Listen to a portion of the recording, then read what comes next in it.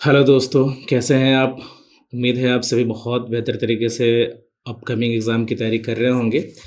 अभी आज हम एक नए टॉपिक के साथ नई वीडियो लेकर के आ चुके हैं आपके बीच। और अभी हम शुरू करते हैं बाइनरी अरिथमेटिक से। बाइनरी अरिथमेटिक में हम लोग देखेंगे कि बाइनरी नंबर्स को कैसे ऐड किया जाता है, कैसे जोड़ा जाता है, जोड़ने का नियम क्या होता है, और सब्ट्रैक्ट मतलब घटाने का नियम क्या होता है।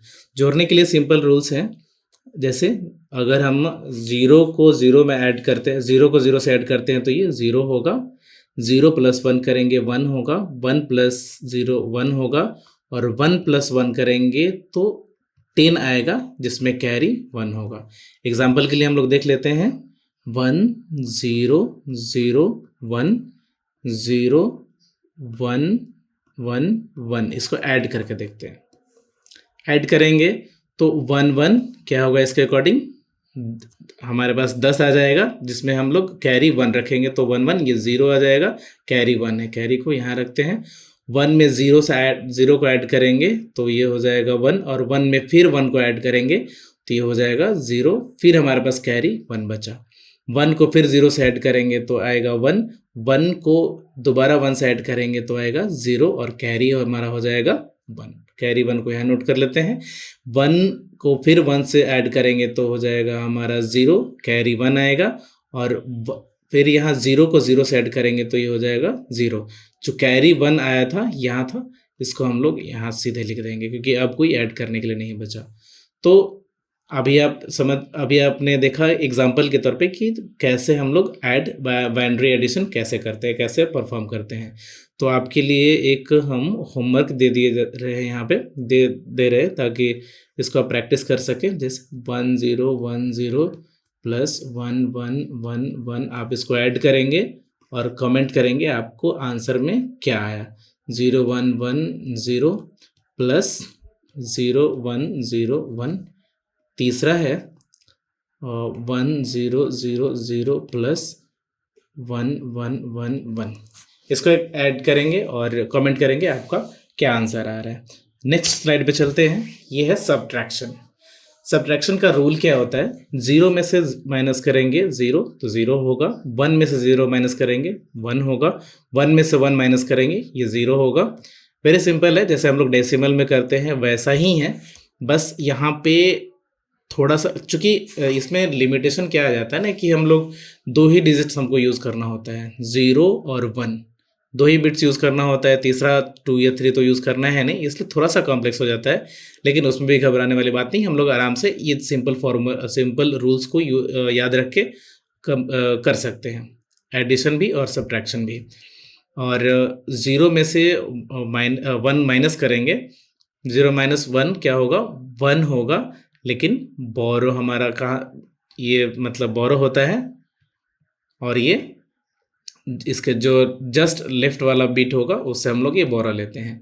चूँकि सब्ट्रैक्शन थोड़ा सा कॉम्प्लेक्स है, इसलिए हम लोग इसको आसान बनाने के लिए जो तरीका यूज़ करते हैं वो सिंपली पहले जो भी डिजिट्स दिए जाते हैं माइनस करने के लिए, सब्ट्रैक्ट करने के लिए, दोनों को डेसिमल में कन्वर्ट कर लेते हैं, फिर डेसिमल में माइनस कर लेते हैं।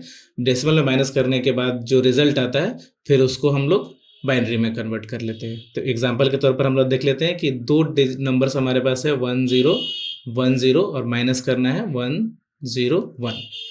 अगर इसको हम लोग कन्वर्ट करते हैं डेसिमल में तो क्या आएगा?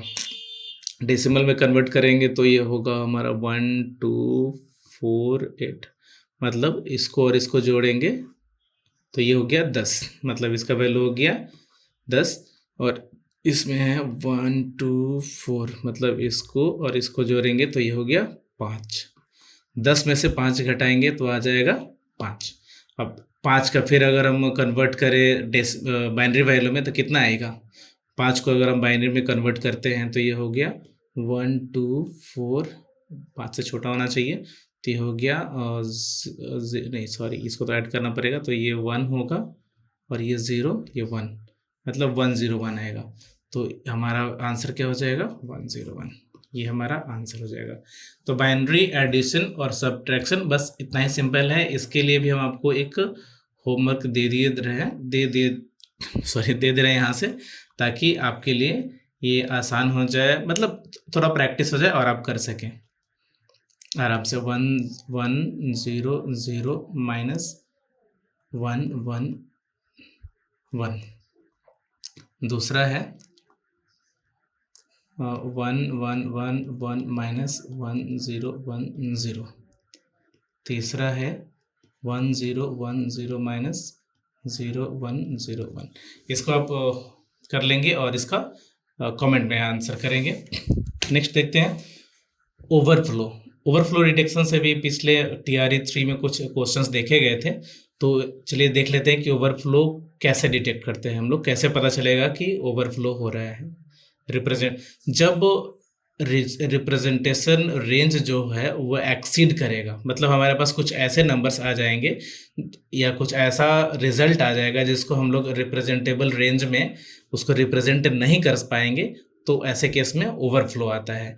रिप्रेजेंटेबल रेंज क्या होता है ये हम लोग नेक्स्ट स्लाइड पे डिस्कस करेंगे।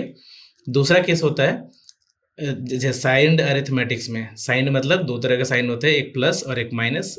कोई भी नंबर या तो प्लस में होगा या माइनस में होगा, मतलब या तो पॉजिटिव नंबर होगा या निगेटिव नंबर होगा। जीरो एक ऐसा नंबर है जो प्लस या माइनस इससे कोई फर्क नहीं पड़ता। तो जब हम दो पॉजिटिव नंबर्स को ऐड करेंगे और रिजल्ट निगेटिव है तो ऐसे केस में ओवरफ्लो होता है। अगर दो निगेटिव्स को ऐड करेंगे और रिजल्ट पॉजिटिव है तो ऐसे केस में भी ओवरफ्लो होता है। याद रखने वाली बात यह है कि अगर दो नंबर्स को हम लोग ऐड कर रहे हैं और अगर वो अलग अलग साइंस के हैं, मतलब एक पॉजिटिव है एक नेगेटिव है या फिर पहला नेगेटिव है दूसरा पॉजिटिव है, तो ऐसे केस में कभी भी ओवरफ्लो नहीं होगा। ये एक ट्रैप है, बीपीएससी ट्रैप। बीपीएससी लगभग इसी तरह के ट्रैप्स में उलझा करके क्वेश्चन प्रिपेयर करता है, तो हम लोग इसको ध्यान में रखेंगे, हमेशा याद रखना होगा इसको। देखते हैं रिप्रेजेंटेबल रेंज क्या होता है। तो representable range is the set of all values that can be correctly stored and represented using fixed number of bits and a specific number representation scheme. Numbers representation scheme क्या होता है? ये scheme होते हैं unsigned, signed, one's complement, two's complement. One complement या two complement. Complements क्या होते हैं? ये जब हम लोग कॉम्प्लीमेंट्स हम नेक्स्ट वीडियो में कॉम्प्लीमेंट्स को पूरा कवर करके आएंगे, तो अभी इस वीडियो में हम सिर्फ ये यहाँ तक कवर कर ले रहे हैं। साइन का सिर्फ इसको याद करने के लिए है, इसको मतलब याद करना पड़ेगा क्योंकि इससे भी संबंधित पिछले TRE 3.0 में ये क्वेश्चन पूछा गया था।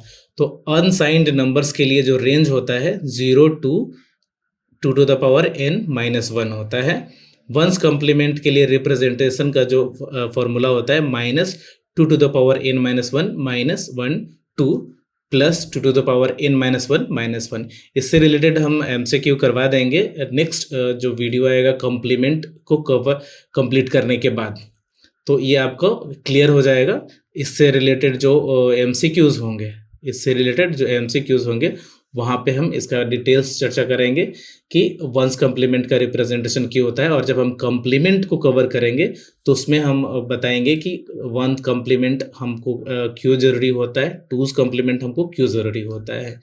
साइंड टूज कॉम्प्लीमेंट के लिए जो रिप्रेजेंटेशन होता है ये इसका फॉर्मूला होता है -2 to the power n-1 2 plus 2 to the power n-1 -1। इसको बस याद रखने की ज़रूरत है, इसको याद रख लीजिएगा ताकि रेंज से संबंधित जब क्वेश्चन है तो आप इसको साइंड और अनसाइंड वाले में कंफ्यूजन ना हो और आप इसको सॉल्व कर सकें। Anything outside this set can not be represented, that's when overflow occurs.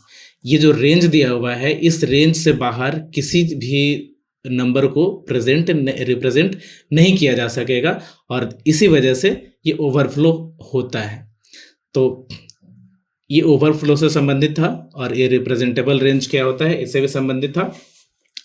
Next हम लोग देखते हैं, नेक्स्ट आगे जाने से पहले हम आपको बता दें कि नेक्स्ट हम कवर करने वाले हैं कॉम्प्लीमेंट, तो ये हम नेक्स्ट वीडियो में लेकर के आएंगे। अभी आपके लिए ये इन्फॉर्मेशन है कि हमारा अपना ऐप है इजी माइंड्स, इसको आप डाउनलोड कर सकते हैं प्ले स्टोर से। सर्च करेंगे इजी माइंड्स बिना किसी स्पेस के प्ले स्टोर पे, तो आपको इस आइकन के साथ ऐप दिख जाएगा, वहाँ से आप ऐप डाउनलोड करके ये वीडियो और इससे संबंधित जो नोट्स दिए जा रहे हैं, इससे संबंधित जो नोट्स, ये जो पीपीटी, जिस पीपीटी से हम आपको बता पा रहे हैं, ये पीपीटी आपको वहाँ से आसानी से मिल जाएगा। वहाँ पे और भी कई सारे कंटेंट्स हैं जो आपको फ्री में अवेलेबल होगा, आपके लिए फ़ायदेमंद होगा। अगर आपको ऐप लिंक डायरेक्ट लेना चाहते हैं तो इस नंबर पे हाय मैसेज करके भी डायरेक्ट ऐप लिंक प्राप्त कर सकते हैं, वहाँ से आप ऐप डाउनलोड कर सकते हैं। तो आज के लिए बस इतना ही, मिलते हैं नेक्स्ट वीडियो में नए टॉपिक के साथ। Thanks for watching the video, have a nice day.